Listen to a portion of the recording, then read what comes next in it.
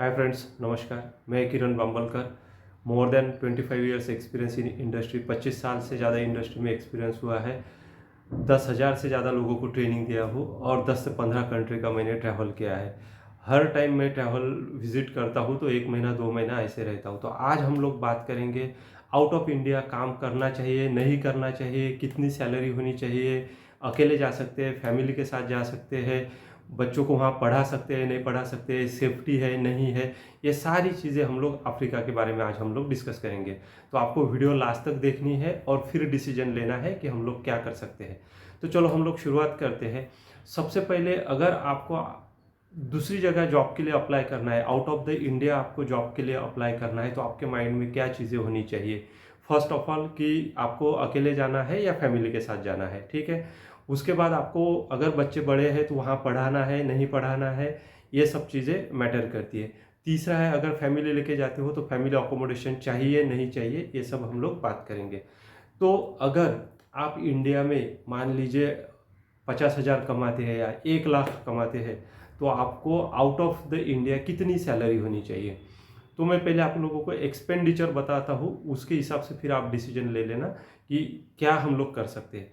देखो, जहाँ तक मैं रहा हूँ और मैंने जो 1 महीना 2 महीना हर कंट्री में मैंने स्पेंड किया है, तो मेरा जो अनुभव है मैं आप लोगों से शेयर करूँगा।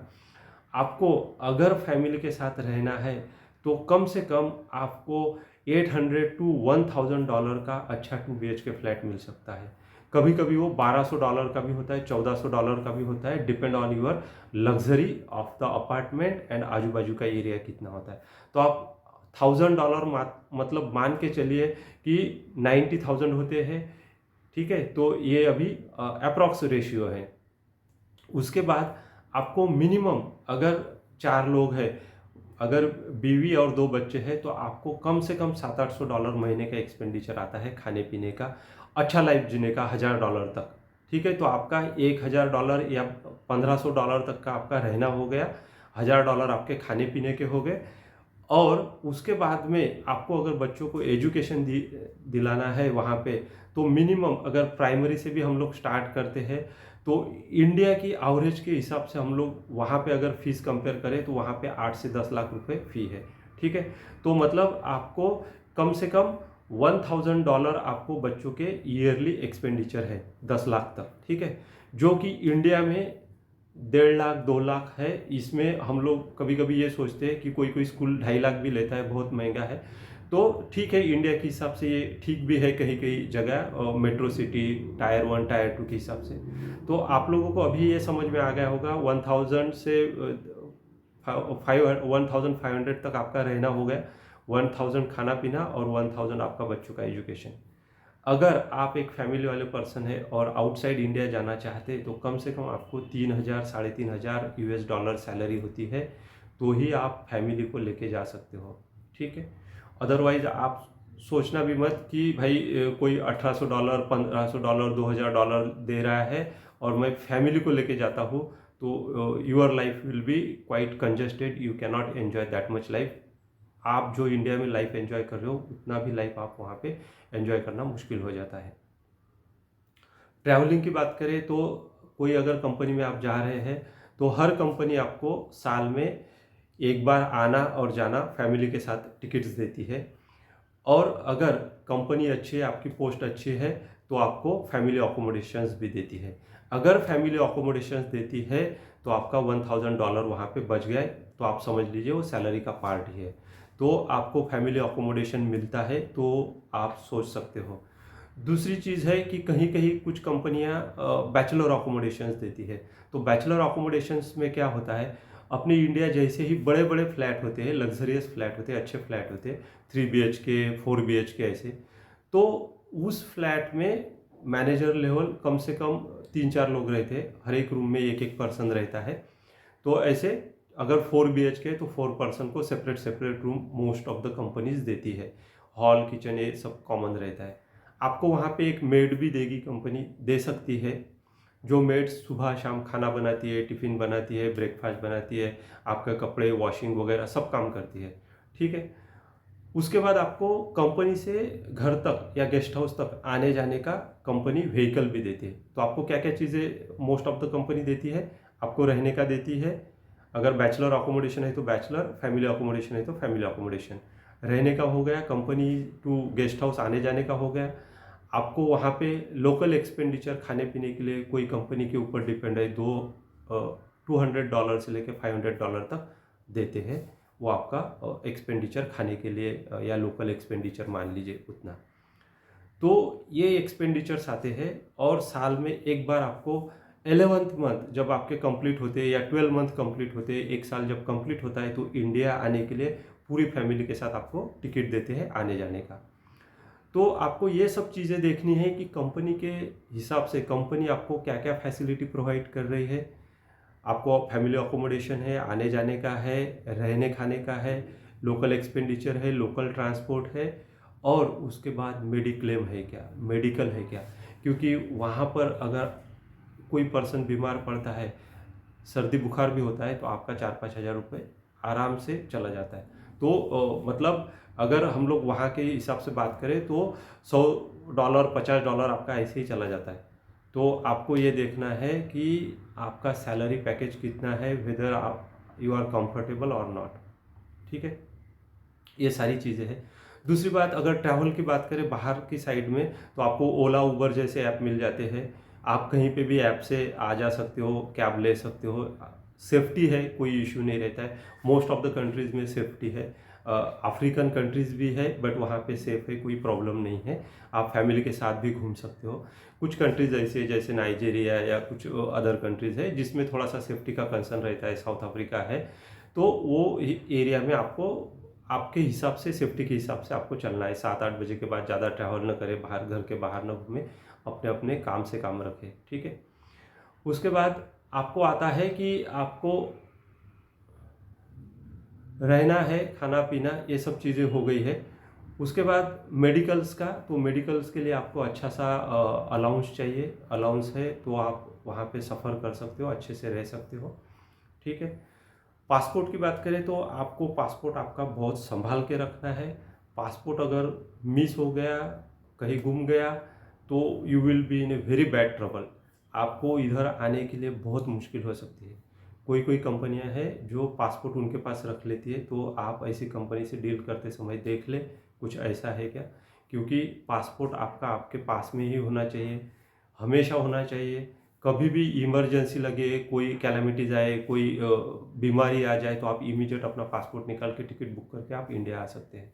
तो ये सब आपको खबरदारी लेनी है। ये सब आप खबरदारी लेते हो तो ही आप इंडिया के बाहर अच्छे से ट्रैवल कर सकते हो, रह सकते हो। बाकी फूड्स की बात करें तो आउटसाइड इंडिया सभी फूड्स मिल जाता है।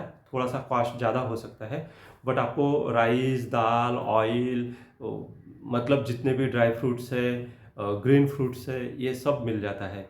और कोई कोई कंट्री ऐसी है कि उधर फ्रूट्स की मतलब बहुत अच्छी पैदाइश होती है, जैसे तांजानिया है, इथोपिया है। तांजानिया में तो खास करके बहुत सारे इंडियन है, वहाँ पे बहुत सारे फ्रूट्स भी मिलते हैं, बहुत अच्छी क्वालिटी के फ्रूट्स मिलते हैं, बेटर फ्रूट्स मिलते हैं।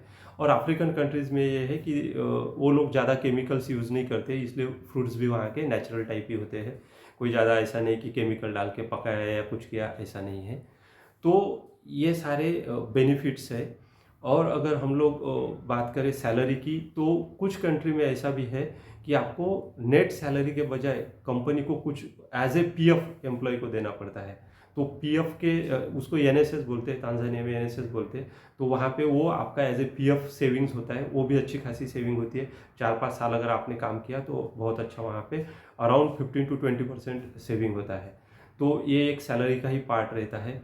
बट आपको पूरा सैलरी डिस्कस करना है, कितनी सैलरी है, कितना पैकेज है, वो बेनिफिशियल है नहीं है, कंफर्टेबल है, ये सब चीज़ें देखनी है।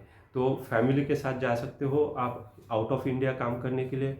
गुड है, सेफ है, कोई प्रॉब्लम नहीं है। बहुत सारी कंट्रीज़ में अभी इंडियंस मिलते हैं, वो इंडियंस भी वहाँ पे अच्छे से मेल जोल करा बढ़ा के रहते हैं। कोई कोई कंट्रीज़ में इंडियन टेम्पल्स भी है, तो कोई दिक्कत नहीं है, आप आउट ऑफ इंडिया भी जॉब कर सकते हैं। बट आपको कोई कोई चीज़ों का सेफ्टी का प्रिकॉशंस लेना है। बहुत ज़्यादा अनवांटेड रिलेशन नहीं बनाने हैं, किसी के साथ ज़्यादा मेल जोल नहीं करना है, अपने काम से काम रखें अपना घर और अपनी कंपनी या अपना ऑफिस, और आपको सैलरी अच्छी होनी चाहिए, तो you can sustain for a longer period, आप वहाँ पे रह सकते हो। दूसरी बात है, अगर हम लोग ये बात करें कि भाई इंडिया में 1 लाख मिल रहा है और बाहर की कंट्री में मुझे 2 लाख मिल रहा है, 2.5 लाख मिल रहा है, तो आपका salary one and the same ही है, आपको इंडिया ही बेटर है। अगर हाँ आपको यहाँ पे 1 लाख मिल रहा है और वहाँ की सैलरी आपको 2.5 लाख 3 लाख है, तो आप सोच सकते हो थोड़ा सा बेटर सैलरी है तो, क्योंकि वहाँ के एक्सपेंडिचर यहाँ से ऑलमोस्ट डबल है।